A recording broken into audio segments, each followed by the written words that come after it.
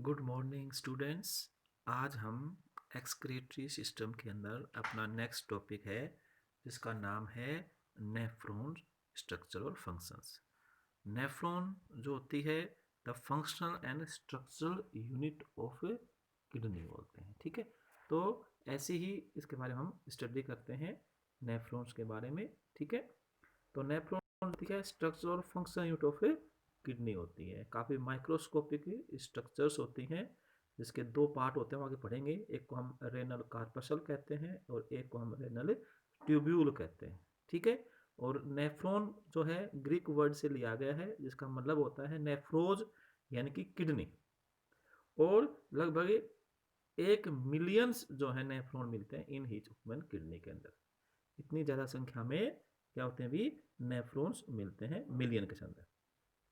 और ये लगभग 3 सेंटीमीटर लॉन्ग होते हैं नेफ्रॉन। वैसे जब इसका हम साइज देखते हैं तो ठीक है, तो इस प्रकार ये लगभग 80 जो है किलोमीटर जो है ट्यूब्यूल्स बन जाती है इसकी वजह से। तो नेफ्रॉन जैसे हाँ ये आपको यहाँ बताया गया है, जो लॉन्ग ट्यूब लाइक स्ट्रक्चर होती है। इट लेंथ वेरीज फ्रॉम 35 से 55 मिलीमीटर लॉन्ग होती है। और at one end the tube is close folded and expanded into a double walled a cup like structure called the Bowman capsule, जिसको हम पढ़ेंगे आगे। इसको हम रेनल कार्पुस्कुलर कैप्सूल भी कहते हैं, which encloses a cluster of microscopic blood vessels called glomerulus. This capsule and glomerulus together constitute the renal corpuscle.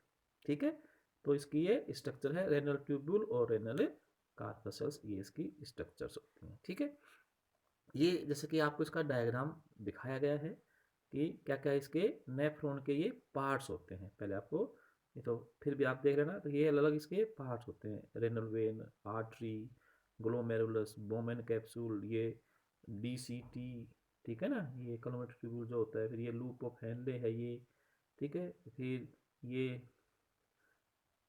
DCT वगैरह है। फिर यहाँ से ये सीटी ट्यूब्यूल निकलती है, ये वाली ये वाली। और ये फिर कलेक्टिंग डक्ट आते हैं और ये जाके फिर जो मेडुला होता है उसके अंदर जो रेनल पिरामिड होते हैं ये वहाँ पर ये ओपन होते हैं सभी एक कॉमन स्ट्रक्चर के द्वारा, जो कि माइनर कैलिक्स, मेजर कैलिक्स और ऐसे रेनल पेल्विस से होते हैं, यूरेटर से होते हैं। यूरिनरी ब्लैडर के द्वारा बॉडी से बाहर यूरिन को निकाल दिया जाता है। तो ये इनकी रूट होता है ये। ठीक है, तो जो नेफ्रॉन जो होते हैं वो दो प्रकार के होते हैं। एक को हम कहते हैं कोर्टिकल नेफ्रॉन, जैसे कि इसके नाम में सिद्ध है और जैसे कि भी आपको यहाँ पर ये दिखाया गया है, ये है कोर्टिकल नेफ्रॉन। और एक को हम कहते हैं जक्स्टा मेडुलरी नेफ्रॉन कहते हैं। ठीक है, तो ये दो टाइप के नेफ्रॉन हैं depending upon their location in the kidney, की जो किडनी है उसके अंदर वो कहाँ पर उपस्थित होते हैं। ठीक है, कोर्टिकल नेफ्रॉन जो होता है ये सभी नेफ्रॉन का लगभग 80% जो होता है ये कोर्टिकल नेफ्रॉन होता है। ठीक है, तो ठीक है, तो ये जो कोर्टिकल नेफ्रॉन होते हैं ये क्या होते हैं, जैसे कि नाम से सिद्ध है कि ये कोर्टेक्स के अंदर रहते हैं मैक्सिमली। और उनकी जो लूप ऑफ हैंडले हैं जैसे कि ये है, वो क्या होती है, छोटी होती है। ये कुछ हद तक ही मेडुला में जाती है, लगभग ये कोर्टेक्स के अंदर ही ये रहते हैं। ठीक है, अगली जो टाइप है जक्स्टा मेडुलरी। जक्स्टा का मतलब क्या होता है, क्लोज, समीप। मेडुलरी यानी कि मेडुला के समीप होते हैं, यानी कोर्टेक्स और जो मेडुला का जो जंक्शन होता है ये वहां पर मिलते हैं, जिनका नाम क्या होगा, जक्स्टा मेडुलरी नेफ्रॉन्स। तो इनको ये नाम दिया गया है क्योंकि इनकी जो बोमेन कैप्सूल है वो ऐसे इनके बिल्कुल नज़दीक मिलती है। जैसे आप इस डायग्राम में देख सकते हैं भी, यहाँ पर ये बोमेन कैप्सूल है इनकी, और इनकी जो बोमेन कैप्सूल है ये ऐसे ऊपर है, तो जक्स्टा मेडुलरी होती है। तो इस बोमेन कैप्सूल के आधार पर इनको ये नाम दिया गया। ये जो होते हैं जक्स्टा मेडुलरी जो होते हैं, ये लूप ऑफ हैंडले इनका काफ़ी बड़ा होता है और वो मेडुला में काफ़ी डीप तक आता है। जैसे कि ये पूरा लूप ऑफ हैंडले है, इतना काफ़ी डीप में आया हुआ है ये। ठीक है, कोर्टिकल नेफ्रॉन जो होते हैं ये हमारी जो प्लाज्मा की वॉल्यूम को उस समय कंट्रोल करते हैं जब वाटर सप्लाई जो होती है नॉर्मल होती है। लेकिन जो जक्स्टा मेडुलरी जो नेफ्रॉन होते हैं वो उस समय प्लाज्मा वॉल्यूम को कंट्रोल करते हैं जब क्या होती है इसकी मात्रा कम होती है, तो वो उस समय जो है इनको कंट्रोल करते हैं। ठीक है, तो ये कोर्टिकल और ये नेफ्रॉन होते हैं, तो ये दो प्रकार के हैं। इसके अलावा इसमें और भी डिफरेंस है भी, आपको वो दिखाता हूँ मैं। जैसे कि ये तो मैंने आपको इसके डायग्राम के रूप में दिखा दिया। ठीक है, कोर्टिकल नेफ्रॉन और जक्स्टा मेडुलरी नेफ्रॉन है। ठीक है, आगे जो है कोर्टिकल नेफ्रॉन जो है लगभग 80, ये इसमें यहाँ पर दिखा रखा है 85% के रूप में मिलते हैं। ये बाकी जो बच के वो हैं, ये कोर्टेक्स के अंदर इसका नाम कोर्टिकल नेफ्रॉन होता है और ये बिगिंस करते हैं कोर्टेक्स और मेडुला के जंक्शन के ऊपर। लूप ऑफ हैनले की लंबाई बहुत छोटी होती है और लगभग कोर्टेक्स में ही होती है, लॉन्ग होती है और ये भी आती है। और एक और है यहाँ पर, क्योंकि लूप ऑफ हैनले छोटी होती है, इसमें पेरी ट्यूबुलर कैपिलरीज नेटवर्क मिलता है। यानी कि जो P C T D C T C T हैं उनके चारों तरफ जो ब्लड कैपिलरीज होती है नेटवर्क बनाती हैं, तो उसे क्या बोलते हैं, पेरीट्यूबुलर कैपिलरीज। और यहाँ पर जो है वासा रेक्टा, वासा रेक्टा जो होता है क्योंकि इसमें लूप ऑफ हैनले बड़ी होती है तो उसके चारों तरफ जो ब्लड वेसल है वो एक नेटवर्क बनाती है, तो इसको हम क्या बोलते हैं, वासा रेक्टा। इसका डायग्राम से हम यहाँ पर ये दिखा सकते हैं बच्चों। ये जो है ये ऐसे फैला हुआ ये पेरीट्यूबुलर है, और ये जो लूप ऑफ हैनले के साथ ये है ये जो यहाँ दिखा रखा है ये क्या है, वासा रेक्टा है। तो ये भी जो है इन दोनों में डिफरेंसेस जो है वो ऐसे से होते हैं। तो ये नेफ्रॉन की इसकी स्ट्रक्चर्स आ गई, आपको हम दिखा दिए कोर्टिकल और ये है। ठीक है, अब आते हैं इस नेफ्रॉन की स्ट्रक्चर। वैसे तो आपको पहले ही मैंने दिखा दिया था कि ये जब इसके हम स्ट्रक्चर देखते हैं तो नेफ्रॉन एक लंबी ट्यूब होती है जो कि 4 रीजन्स कहते हैं, तो या 2 भागों में होती है डिवाइडेड। एक को हम क्या बोलते हैं, रेनल कार्पसल या मेलफिजियन बॉडी कहते हैं एक को, और एक को हम क्या बोलते हैं, रेनल ट्यूब्यूल कहते हैं। तो पहला रेनल कार्पसल है। ठीक है, तो ये जो रेनल कार्पसल है इसके अंदर आपको जैसे कि यहाँ दिखा रखा है बोमेन कैप्सूल और ग्लोमेरुलस जो हैं, इसके अंदर 2 हिस्से होते हैं। और जो रेनल ट्यूब्यूल है इसके अंदर प्रोक्सिमल कन्वोल्यूटेड ट्यूब्यूल्स बोलते हैं, इसको हम पीसीटी कहते हैं। एक आती है लूप ऑफ हैनले है, और एक क्या है, डिस्टल कन्वोल्यूटेड ट्यूब्यूल है। इसके अलावा कन्वोल्यूटेड ट्यूब्यूल्स, कलेक्टिंग ट्यूब्यूल्स भी इसके अंदर होती हैं। तो ये रेनल ट्यूब्यूल्स और रेनल कार्पसल्स इसके 2 हिस्से होते हैं। तो हम सबसे पहले जो रेनल कार्पसल है या जिसको हमने क्या नाम दिया है, मेलफिजियन जो बॉडी है, ठीक है, उसके बारे में स्टडी करते हैं। तो ये जो इसके 2 भाग हम आपको बताए हैं, एक का नाम बोमेन्स कैप्सूल है, यानी कि एक डबल वाल्ड स्ट्रक्चर होती है जो बोमेन कैप्सूल, कोई कप सा होता है, और उस कप के अंदर जो होता है एक ब्लड जो आर्टरीज होती हैं वो वहां पर ब्रांच होकर के नेट सा बनाती हैं जिसको हम ग्लोमेरुलस कहते हैं। तो ये बोमेन कैप्सूल जो है single layer of flatten cells होती हैं resting on a basement membrane. तो आप इसको ये समझ सकते हो कि ये बोमेन कैप्सूल है, ये ऐसी होती है। ठीक है, तो ये एक डबल वाल कप होता है ये। ठीक है, और इसके अंदर जो ये है ब्लड आर्टरीज एंट्री करने के बाद ये यहाँ पर एक ऐसा नेटवर्क बनाती है अंदर की साइड में, और इस नेटवर्क को हम क्या बोलते हैं भी, ग्लोमेरुलस। तो यहाँ पर जो आपको बताया गया है कि बोमेन कैप्सूल होती है, और ये जो बोमेन कैप्सूल होती है यह भी कोर्टेक्स के अंदर होती है, और ये इसका पहला पार्ट होता है, बिगिनिंग पार्ट जो होता है ये आते हैं। और इस बोमेन कैप्सूल के अंदर 2 लेयर्स होती हैं, ये बड़ा काफ़ी महत्वपूर्ण होता है। जैसे कि आपको मैंने ये ऐसे बताया है, तो डबल वाल स्ट्रक्चर होगी ये आउटर वाल होगी, ये इनर वाल होगी। तो जो आउटर वाल है उसको हम पेराइटल वाल भी कहते हैं, पेराइटल लेयर भी कहते हैं, और जो इनर वाल जो बोमेन कैप्सूल की है उसका हमें विसल वॉल कहते हैं, जो कि ग्लोमेरुलस जो कैपिलरीज हैं, यहाँ पर जो कैपिलरीज हैं उनके बिल्कुल कॉन्टैक्ट में होती है। ठीक है, और इसकी जो आउटर वाल होती है वो नेफ्रॉन की जो रेस्ट होती है उसके साथ कंटिन्यूस होती है, इसको हम पेराइटल वाल भी कहते हैं। ठीक है, और 2 वाल्स के बीच में जो स्क्वायर बच जाती है ये जो जगह बच गई इसे हम क्या बोलते हैं, ये जो बोमेन्स कैप्सूल का ये स्पेस बचा इसके अंदर ये। ठीक है, तो ये आता है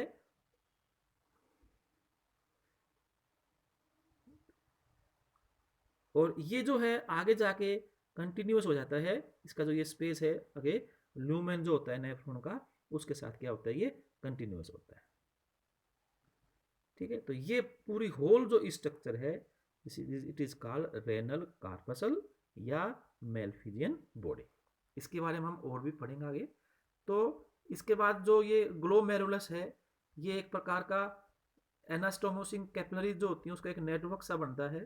ठीक है, visceral layer of Bowman capsule this are called podocytes, they have finger like projections. ये काफ़ी महत्वपूर्ण जो स्ट्रक्चर्स होती हैं। अंदर वाली जो लेयर होती है विसल लेयर, उसको हमने आपको नाम दिया है। ठीक है, तो ये ग्लोमेरुलर एंडोथेलियम जो ग्लोमेरुलर से बनता है, उसमें एक सिंगल ही लेयर होती है जिसको हम, जैसे वो कैपिलरी होती हैं, तो कैपिलरी में क्या होती है, एंडोथेलियम वाल होती हैं। लेकिन यहाँ पर जो एंडोथेलियम की जो कैपिलरीज बनती हैं उसके अंदर पोर्स होते हैं, वो ज़्यादा परफोरेटेड होती है, जिन्हें हम फेनिस्ट्रे भी कहते हैं। उन पोर्स को हम क्या बोलते हैं, फेनिस्ट्रे कहते हैं, जो कि 50 से 100 नैनोमीटर वाइड के बीच में ये पोर्स होते हैं। ठीक है, तो ये इसमें आप ध्यान से देखिए भी, ये ग्लोमेरुलर एंडोथेलियम, फिर ये बेसमेंट मेम्ब्रेन, और फिर ये क्या हो गया, पोडोसाइट जो है। ऐसी जो है इसमें फिल्ट्रेशन में ये बैरियर्स होते हैं जो कि उसको रोकते हैं लार्जर पार्टिकल्स को। इसको आप ऐसे भी डायग्राम के रूप में हम इसको ऐसे भी देख सकते हैं। ये इनकी सभी, ये एंडोथीलियम दिखाया गया है, ये यहाँ पर एंडोथीलियम है, यानी कि कैपिलरीज की ये है, और इसमें फेनिस्ट्रेशन ये हैं, ये इसमें छेद है। इसके ऊपर जो है ये एक बेसमेंट मेम्ब्रेन दिखा रखी है, इसके अंदर कैपिलरी बेसमेंट मेम्ब्रेन है, और इस बेसमेंट मेम्ब्रेन के ऊपर जो है ये एक स्ट्रक्चर मिलती है जिसे हम क्या बोलते हैं, विसेलर, इसको हम पोडोसाइट्स बोलते हैं। ठीक है, तो ये पोडोसाइट्स जो होती हैं ये इस प्रकार की स्ट्रक्चर बनाती हैं, और ये आप यहाँ पर भी देख रहे हैं इन पोडोसाइट के अंदर, यहाँ पर जैसे कि ये जो है ऐसे इसके अंदर ये सेकेंडरी प्रोसेस भी निकलते हैं, और इनके प्रोसेस के बीच में जो होता है सेकेंडरी प्रोसेस से इनके बीच में जो है वो गैप बच जाता है, जिसको हम फिल्ट्रेशन स्लिट्स भी कहते हैं। उनके बीच में क्या होता है, उसको फिल्टर से आपकी फिंगर होती है वैसे फिंगर लाइक जो होते हैं स्पेस होता है, जिसको गैप बनता है, इसको हम स्लिट पोर्स कहते हैं। और ये जो गैप होते हैं ये 25 नैनोमीटर के इनका वाइड होते हैं इतने। ठीक है, तो और ये कैपिलरी बेसमेंट मेम्ब्रेन भी जो है फ्री एंट्री को रेस्ट्रिक्ट करती है। तो इसको आप एक तो ऐसे भी देख सकते हैं भी, ये पोडोसाइट न्यूक्लियस होता है, ये इसके प्रोसेस निकले होते हैं, और ये इसको चारों तरफ से कवर कर रहे हैं, मतलब बेसमेंट मेम्ब्रेन को है, और इसमें से फिंगर लाइक जो है ये प्रोजेक्शन इसके अंदर भी होती हैं। और इसको आप एक ऐसे भी, हम इसको ऐसे भी देख सकते हैं। ये जो आपको बताया मैंने कि ये एफरंट ब्लड वेसल्स एंट्री करती है, ई फ्रंट, ये जैसे कि यहाँ पर ये एफरंट है, ये ई फ्रंट है जो बाहर निकलती है, ब्लड फ्लो आता है, और यहाँ जाने के बाद ये जैसे कि ये एक बिल्कुल ऐसा नेटवर्क सा इसमें बना रखा है। तो ये बोमेन कैप्सूल की ये तो आउटर वाल हो गई, इसको कैप्सूल बोलते हैं, ये इनर वाल है। तो इनर वाल के अंदर जो है ये इसके अंदर ये अंदर के साइड में ये पोडोसाइट्स भी हैं। तो ये जो स्ट्रक्चर है इसके अंदर ये, यानी कि ये, तो इसमें क्या आ गया, एक तो इसकी ये आ गई पोडोसाइट लेयर आ गई, फिर ये एक बेसमेंट मेम्ब्रेन आ गई, फिर एंडोथेलियम आ गई।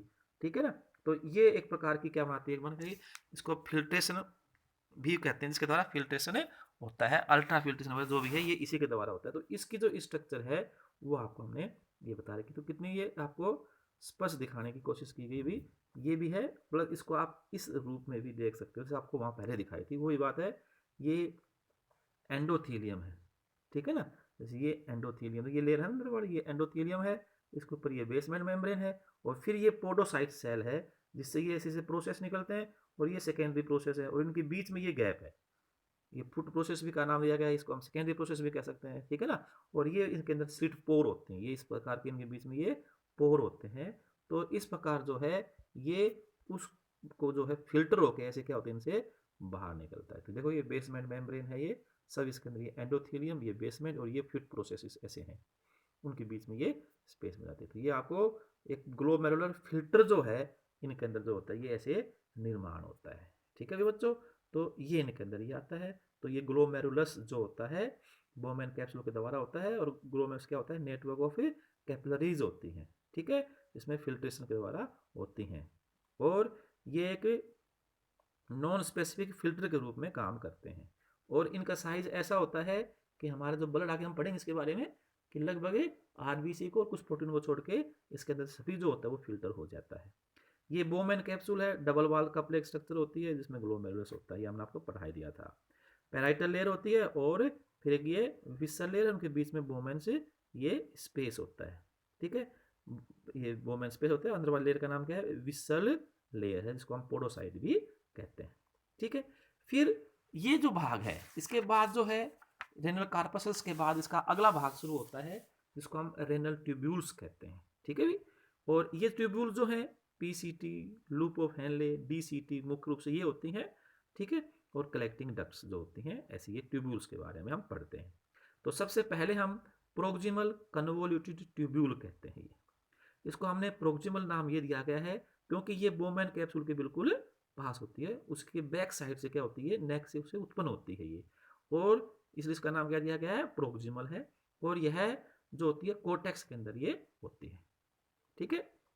और इसमें कोलुमनर सेल्स की बनी होती है, जिसके ऊपर माइक्रोविलाई होती हैं, और ये एक बेसमेंट मेम्ब्रेन के ऊपर ये रेस्ट करती है। और ये माइक्रोविलाई जो होती है, इसके अब्जॉर्प्शन के लिए सरफेस एरिया को बढ़ा देते हैं। तो सबसे लंबी जो सेल होती हैं वो यही होती हैं, प्रोक्सिमल कन्वोल्यूटेड ट्यूब्यूल्स मिलती हैं, कोर्टेक्स में मिलती हैं, क्यूबोडल या इसके अंदर ये सेल्स मिलती हैं, ठीक है। जिससे कि जो अब्जॉर्प्शन होता है वो ज़्यादा बढ़ जाता है और इससे ब्रश बॉर्डर अपीयरेंस होती है, ठीक है। तो ये इसकी प्रोक्सिमल कन्वोल्यूटेड ट्यूब्यूल्स के बारे में जो आती है, ये यहाँ पर और भी आपको इसके बारे में बताया गया है, क्योंकि इनके अंदर जो है मैक्सिमम जो अब्जॉर्प्शन होता है ना, वो इन्हीं के पार्ट रीअब्जॉर्प्शन जिसको हम कहते हैं, वो यहीं पर ही होती है। रीअब्जॉर्प्शन जो है वो पीसीटी के अंदर ही होता है, मैक्सिमम रीअब्जॉर्प्शन होती है, ठीक है भी। तो इसमें ग्लूकोज है, प्रोटीन है, अमीनो एसिड है, इलेक्ट्रोलाइट्स हैं, वाटर हैं, ये सब ये होती हैं।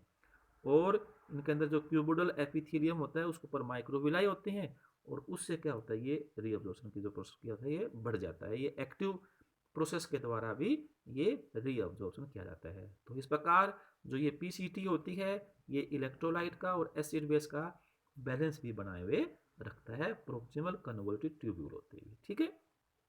नेक्स्ट जो भाग आता है उसे हम कहते हैं लूप ऑफ हेनले या हेनलेज लूप कहते हैं, ठीक है। तो यह एक प्रकार की यू शेप जो नेफ्रॉन का स्ट्रक्चर होता है, और जो कि मेडुला के अंदर मुख्य रूप से मिलता है, ठीक है। इसके अंदर दो भाग होते हैं, ठीक है। एक को हम बोलते हैं डिसेंडिंग लिम्ब, एक को हम क्या बोलते हैं असेंडिंग। डिसेंड का मतलब अवरोही, और असेंड का मतलब ऊपर बढ़ चढ़ने वाली, यानी कि आरोही जो होती है ये आती है। डिसेंडिंग लिम्ब जो होती है यह डीसीटी के ही रूप में आगे कंटिन्यूस होता है इसका, और ये मेडुला में आ जाती है। और असेंडिंग लिम्ब जो होती है वो इस डिसेंडिंग से बनती है, जो कि वापस से कोर्टेक्स के अंदर चली जाती है, और वहाँ जाने के बाद जो है यह डीसीटी, डिस्टल कन्वोल्यूटेड ट्यूब्यूल के साथ मिल जाती है। और इसकी बड़ी एक करेक्टरिस्टिक्स होता है कि इसकी जो पारगम्यता होती है दोनों लिम्स की वाटर के प्रति अलग अलग इनकी वो होती है, ठीक है। असेंडिंग लिम्ब जो होती है, जो ऊपर जाती है, वो इलेक्ट्रोलाइट्स के प्रति परमिएबल होती है।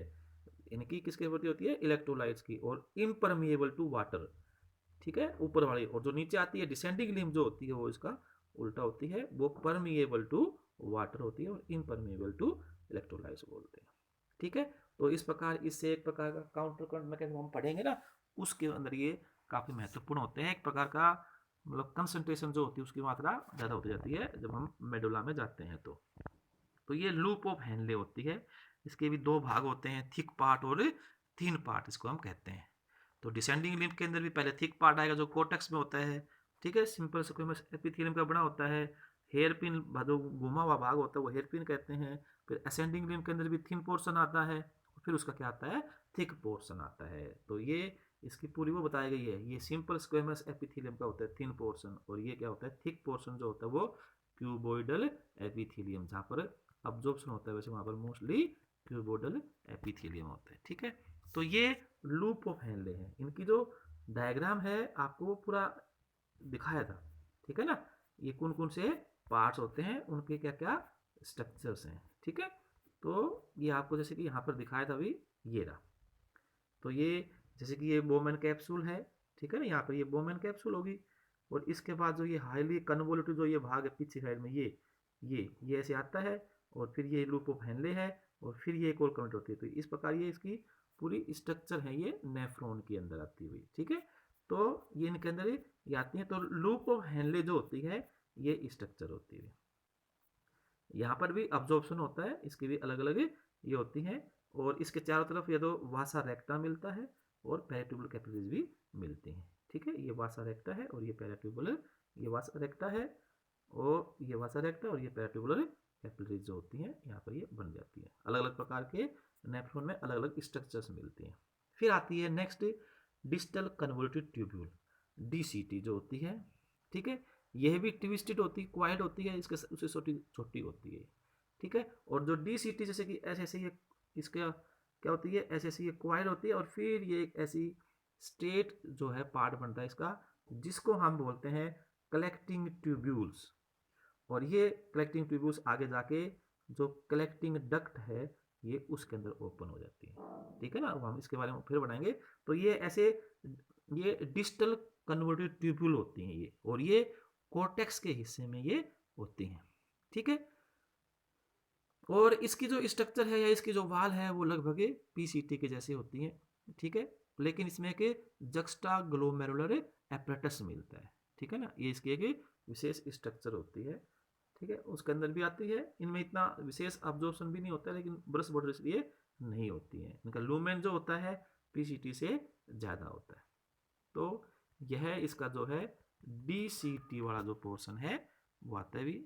और सभी जो DCT हैं वो आपको बताया था किसमें ओपन होती है, कलेक्टिंग ट्यूब्यूल्स में। तो ये डिस्टल कन्वर्टेड ट्यूब्यूल होती है, लास्ट पार्ट नेफ्रॉन का होता है, कनेक्ट्स और empties it's contents into the collecting ducts through the collecting tubules के द्वारा होते हैं, that line the medullary pyramids. जो आपको मैंने 18 पिरामिड जो बताए थे ना उसके अंदर ये आता है। और कलेक्टिंग डक्ट्स जो होती है, जो अपने कंटेंट्स जो होते हैं कई में नेफ्रॉन के जो होते हैं वो आप आके वो आपस में मिल जाते हैं और वो पेपिला में एंट्री करते हैं। रेनल मेडुला जो होता है, रेनल पेपिला जो होता है उसका पिरामिड का टॉप मोस्ट पोर्शन जो होता है वहां पर आती है, और वहां से क्या होती है, माइनर कैलिस मेजर कैलिस ऐसे रेनल पेल्विस से होते हैं, यूरोटर से होते हैं, यूरिनरी ब्लैडर में आके से स्टोर हो जाते हैं। तो इसने ये बताया है PCT की तरह DCT जो होती है वो आयंस H आयंस जो होते हैं, पोटेशियम आयंस, अमोनियम आयंस भी उनको सिक्रेट करती हैं और रीअब्जॉर्ब करती हैं बाइकार्बोनेट फ्रॉम द फिल्टर। ठीक है, तो ये हम आगे जब पढ़ेंगे इसके बाद ये भी इसके लिए हिस्सा आएगा। डिस्टल कन्वर्टेड ट्यूब्यूल्स, ये कलेक्टिंग ट्यूब्यूल्स, कलेक्टिंग डक्ट्स जो होती हैं। ठीक है, ये भी इलेक्ट्रोलाइट बैलेंस करने में बहुत ही महत्वपूर्ण रोल अदा करती हैं। ये कलेक्टिंग डक्ट्स आती हैं, descend through the cortex in parallel bundles called medullary rays, columnar epithelium, pale stain, no brush border.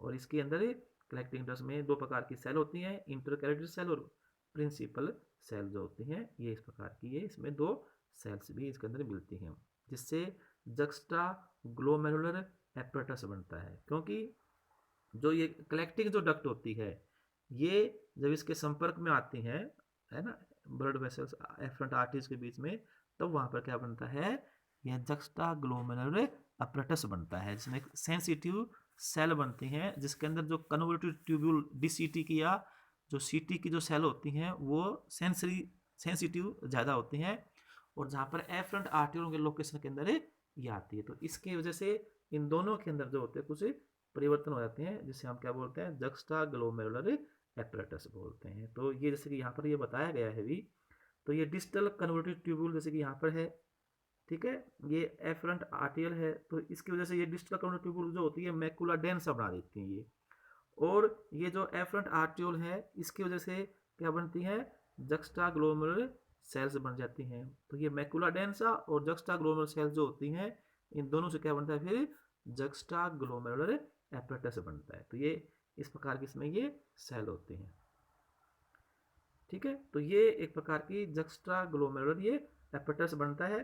तो जक्स्टा ग्लोमेरुलर सेल्स होती हैं, कहाँ होती है ये यहाँ बता रखे हैं, आपको बताया ना, एफरेंट आर्टियोल्स होती हैं। ठीक है, sensitive to blood pressure in afferent arterioles ये। और जक्स्टा ग्लोमेरुलर सेल से क्या निकलता है, रेनिन, RENIN। फिर ये मैकुला डेंसा जो होती है मॉडिफाइड है DCT और CT के अंदर होती है, और ये सोडियम आयन की जो कंसंट्रेशन है उसके प्रति क्या होती है, ये सेंसिटिव होती हैं, और इनकी वजह से आगे हार्मोन निकलता है जो कि सोडियम आयन की मात्रा को कंट्रोल में करता है। तो ये जक्स्टा ग्लोमेरुलर ये होती है भी। ठीक है, एरिथ्रोपोइटिन भी एक सेल होती है, extra glomerular mesangial cells release erythropoietin भी, जो किडनी आपको मैंने बताया था कि ये एरिथ्रोपोइटिन हार्मोन भी निकालते हैं। तो ये भी किडनी की नेफ्रॉन की स्ट्रक्चर है। ठीक है बच्चों, ओके भाई।